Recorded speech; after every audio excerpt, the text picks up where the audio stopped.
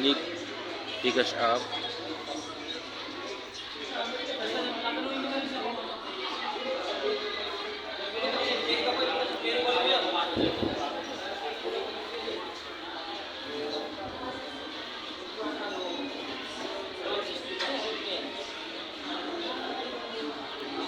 Input your PIN code.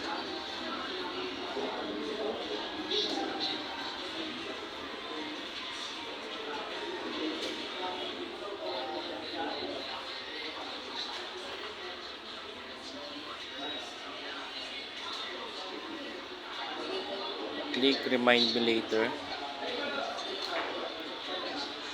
Click bills. Here, search Pag-ibig or click government.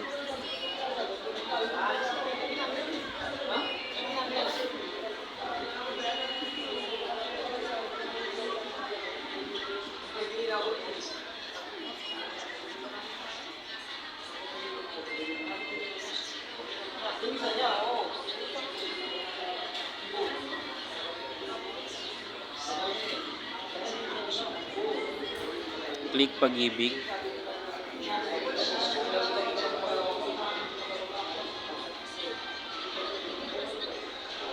Then, click the amount. Kung magkano po yung amount na dapat mong hulugan. Tapos, select type.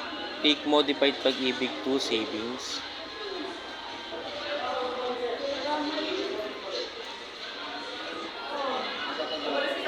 Click nyo lang po yan. Once you're done, input your account number, MP2.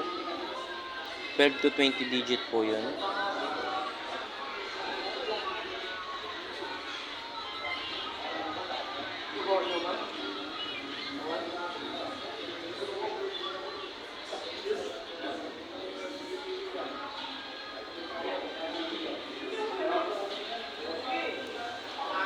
And for this, period covered from, here which day of the month you'll pay.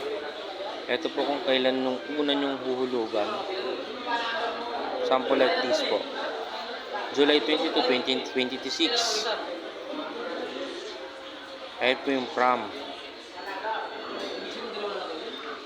Period covered to naman po kung ilang buwan po yung huhulugan nyo.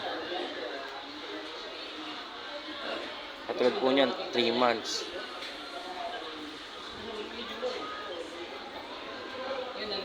Tapos po, input your email address po.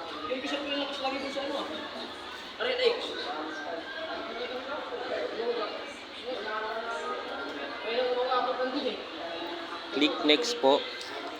Click your details, check your details info. Click confirm. And thank you for watching po.